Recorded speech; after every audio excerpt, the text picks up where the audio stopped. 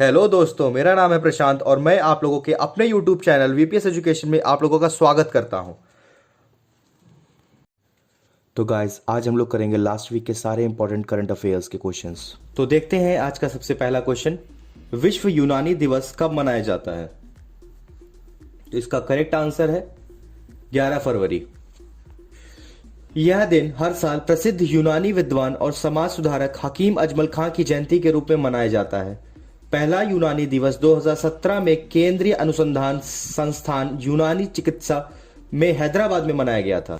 आइए कुछ बातें हकीम अजमल खां के बारे में भी देख लेते हैं। जैसे इनके बारे में बोला जाता है कि यह एक प्रसिद्ध भारतीय यूनानी चिकित्सक, महान विद्वान, समाज सुधारक, लोकप्रिय स्वतंत्रता सेनानी, यूनानी चिकित्सक, शिक्षाविद और यूनानी चिकित्सक पद्धति के वैज्ञानिक अनुसंधान के संपादक थे। इसके अलावा हकीम अजमल खां नई दिल्ली के जामिया मिलिया इस्लामिया के संपादक भी थे। चलते हैं अपने दूसरे क्वेश्चन पे। विज्ञान में महिलाओं और लड़कियों का अंतर्राष्ट्रीय दिवस कब मनाया जाता है? तो इसका सही आंसर है 11 फरवरी। यह दिवस पहली बार 2016 में मनाया गया था। इसका उद्देश्य लड़कियों को विज्ञान में आगे लाना है। तो चलते हैं अपने थर्ड क्वेश्चन पे। अटल बिहारी वाजपेयी नामक पुस्तक किसने लिखी है? तो इसका राइट आंसर है सागरिका घोष। अटल बिहारी वाजपेयी जी का जन्म 25 दिसंबर 1924 में भारत के मध्य प्रदेश राज्य में स्थित ग्वालियर के सिंधी की छावनी में हुआ था। उनके पिता का नाम कृष्ण बिहारी वाजपेयी और उनकी माता का नाम कृष्णा देवी था। इस पुस्तक को लिखने में 3 साल लगे हैं। अटल बिहारी वाजपेयी जी भारत के पूर्व प्रधानमंत्री भी रह चुके हैं। भारत के किस शहर को पहला बुलेट ट्रेन स्टेशन मिलेगा? तो इसका सही आंसर है सूरत। बुलेट ट्रेन स्टेशन दिसंबर 2024 तक तैयार हो जाएगा। सूरत गुजरात राज्य का एक प्रमुख शहर माना जाता है। इस शहर से तापी नदी होकर गुजरती है। सूरत कपड़ा उद्योग और डायमंड कटिंग और पॉलिशिंग के लिए ज्यादा प्रसिद्ध है। भारत का पहला बुलेट ट्रेन रूट कौन सा होगा? तो इसका सही आंसर है मुंबई अहमदाबाद। मुंबई से अहमदाबाद बुलेट ट्रेन परियोजना 508.17 किलोमीटर है। दुनिया का सबसे भीड़ भाड़ वाला शहर कौन सा बन गया है टाम ट्रैफिक इंडेक्स रैंकिंग 2021 के अनुसार? तो इसका राइट आंसर है इस्तांबुल। इस्तांबुल तुर्की में है। इस इंडेक्स में मुंबई 5वें स्थान पर और बेंगलुरु 10वें स्थान पर है। कितने ऑनलाइन पाठ्यक्रम शुरू करने के लिए एसबीआई ने एनएसई एकेडमी के साथ समझौता किया है? तो इसका सही आंसर है 5। एसबीआई की स्थापना 1 जुलाई 1955 में हुई थी। इसका मुख्यालय मुंबई में है। एसबीआई के अध्यक्ष दिनेश कुमार खारा हैं। 10,000 फीट से ऊपर दुनिया का सबसे लंबी राजमार्ग सुरंग कौन सी बनी हुई है? तो इसका राइट आंसर है अटल टनल। अटल टनल की लंबाई 9.02 किलोमीटर है। यह रोहतांग पास के पास बनी हुई है। एनएसडब्ल्यूएस के साथ एकीकृत होने वाला पहला केंद्र शासित प्रदेश कौन सा बना है? तो इसका सही आंसर है जम्मू एंड कश्मीर। एनएसडब्ल्यूएस का फुल फॉर्म है national single window system. Jammu Kashmir के उपराज्यपाल मनोज सिन्हा ने यह लॉन्च किया है। राष्ट्रीय कर्मी मुक्ति दिवस 2022 कब मनाया गया है? तो इसका राइट आंसर है 10 फरवरी। यह दिवस 1 से 19 वर्ष की आयु के बच्चों के लिए मनाया जाता है। इसका उद्देश्य होता है कि ड्यूमर के महत्व के बारे में बताया जाए। 45वां अंतर्राष्ट्रीय कोलकाता पुस्तक मेला कब से शुरू होगा? तो इसका सही आंसर है 28 फरवरी। इस वर्ष फोकल थीम बांग्लादेश है। बांग्लादेश दिवस 3 और 4 मार्च को मनाया जाएगा। मद्रास उच्च न्यायालय के मुख्य न्यायाधीश कौन बने हैं? तो इसका राइट आंसर है मुनीश्वर नाथ भंडारी। कानून मंत्रालय ने आंध्र प्रदेश, उड़ीसा और मध्य प्रदेश उच्च न्यायालय के न्यायाधीश के रूप में कुल 13 अधिवक्ता और 3 न्यायिक अधिकारियों की नियुक्ति को भी अधिसूचित किया है। वन ओशन समिट की उच्च स्तरीय बैठक को किसने संबोधित किया है? तो इसका सही आंसर है नरेंद्र मोदी। यह बैठक 9 फरवरी से 11 फरवरी तक चली है। राष्ट्रीय युवा सशक्तिकरण कार्यक्रम की योजना को कितने और सालों के लिए जारी रखने की निर्णय किया गया है? तो इसका सही आंसर है 5 वर्ष। अब यह कार्यक्रम 2025-26 तक चलेगा। यह योजना के लाभार्थी 15 से 29 साल के युवा हैं। 2021 में दुनिया के केंद्रीय बैंकों में सोना खरीदने के मामलों में भारतीय रिजर्व बैंक का रैंक क्या था? तो इसका सही उत्तर है दूसरा स्थान था। इकोनॉमिस्ट इंटेलिजेंस यूनिट के मुताबिक 2021 डेमोक्रेसी इंडेक्स के वार्षिक रैंकिंग में भारत का कौन सा स्थान रहा? तो इसका सही उत्तर है भारत का 46वां स्थान है इस लिस्ट में। द इकोनॉमिस्ट इंटेलिजेंस यूनिट के मुताबिक 2021 डेमोक्रेसी इंडेक्स के वार्षिक रैंकिंग में भारत का 46वां स्थान रहा, जबकि नॉर्वे इकोनॉमिक इंटेलिजेंस द्वारा डेमोक्रेसी इंडेक्स में भारत का पहला स्थान रहा। इसी सूची में न्यूजीलैंड दूसरे और फिनलैंड तीसरे स्थान पर रहा। न्यायमूर्ति मुनीश्वर नाथ भंडारी को हाल ही में किस उच्च न्यायालय का मुख्य न्यायाधीश नियुक्त किया गया? तो इसका सही उत्तर है मद्रास उच्च न्यायालय। पिछले वर्ष नवंबर में न्यायमूर्ति संजीव बनर्जी के मेघालय उच्च न्यायालय के स्थानांतरण होने के बाद ही हाल ही में न्यायमूर्ति मुनीश्वर नाथ भंडारी को मद्रास उच्च न्यायालय का मुख्य न्यायाधीश नियुक्त किया गया। साथ ही उड़ीसा और मध्य प्रदेश उच्च न्यायालय में 3 नए अधिवक्ता नियुक्त किए गए हैं। इनमें से किस बैंक ने हाल ही में 5 ऑनलाइन पाठ्यक्रम शुरू करने के लिए NS अकादमी के साथ समझौता किया है? तो इसका सही उत्तर है भारतीय स्टेट बैंक।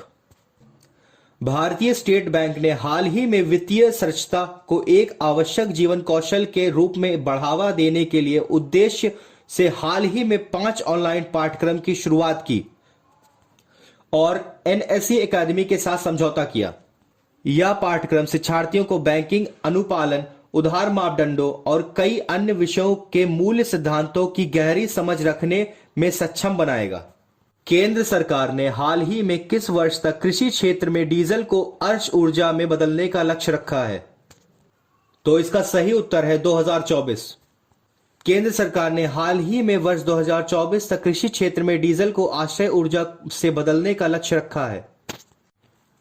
यह लक्ष्य 2030 तक गैर जीवाश्म ईंधन की हिस्सेदारी बढ़ते और 2070 तक शुद्ध शून्य उत्सर्जक बनने की सरकार की प्रतिबद्धता के अनुरूप निर्धारित किया गया है।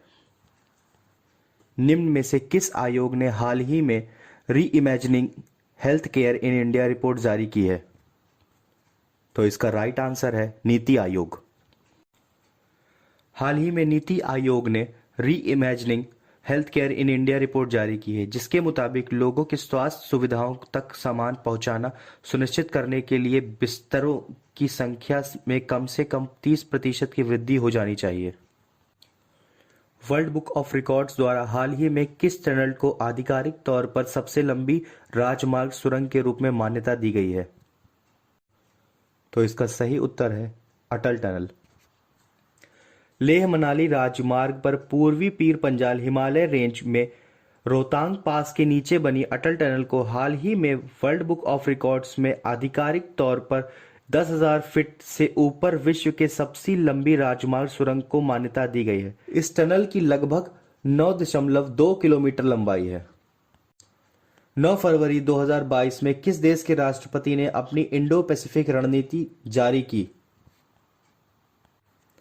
तो इसका सही उत्तर है अमेरिका। दस्तावेज क्षेत्र में चुनौतियों से निपटने के लिए सामूहिक क्षमता के निर्माण पर केंद्रित है। चीन की मूर्खता, महामारी और जलवायु परिवर्तन आदि। अमेरिका भारत के उदय और क्षेत्रीय नेतृत्व पर समर्थन करना जारी रखेगा।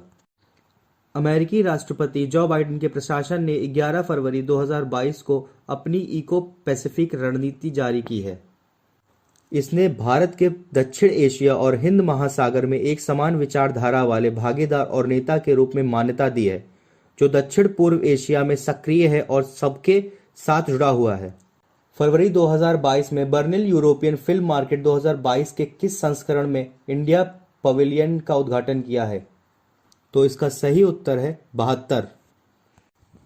10 फरवरी 2022 को 72वें बर्लिन यूरोपियन फिल्म बाजार 2022 में इंडिया पवेलियन का उद्घाटन किया गया है।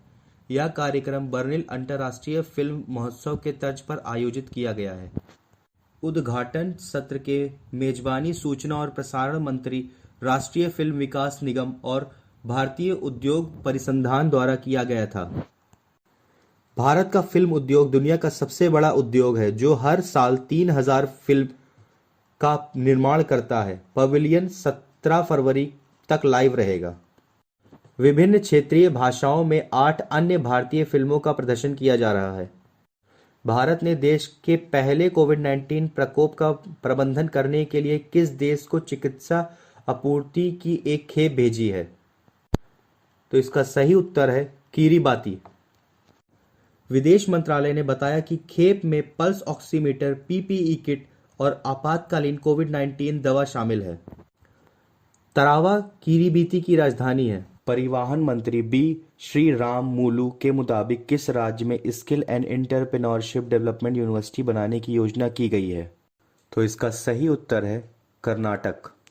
यह विश्वविद्यालय इसलिए खोला गया है क्योंकि सभी क्षेत्रों में नई तकनीक को अपनाने की जरूरत है। नासा के पार्कर सोलर प्रोब ने हाल ही में अंतरिक्ष से किस ग्रह की सतह के चित्र लिए हैं? सही उत्तर है शुक्र ग्रह के।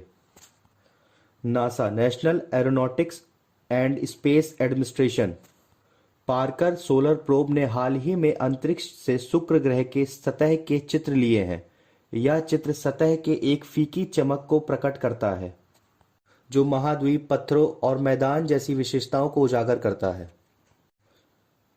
किस ऑटोमोबाइल कंपनी के पूर्व चेयरमैन राहुल बजाज का हाल ही में निधन हो गया है? तो इसका सही उत्तर है बजाज। बजाज ऑटोमोबाइल कंपनी के पूर्व चेयरमैन राहुल बजाज का हाल ही में 83 वर्ष की उम्र में निधन हो गया है। 10 जून 1938 को जन्मे राहुल बजाज ने 50 वर्ष तक बजाज समूह के अध्यक्ष के रूप में कार्य किया है, जबकि उन्हें 2000 में पद्म भूषण पुरस्कार से भी सम्मानित किया गया है।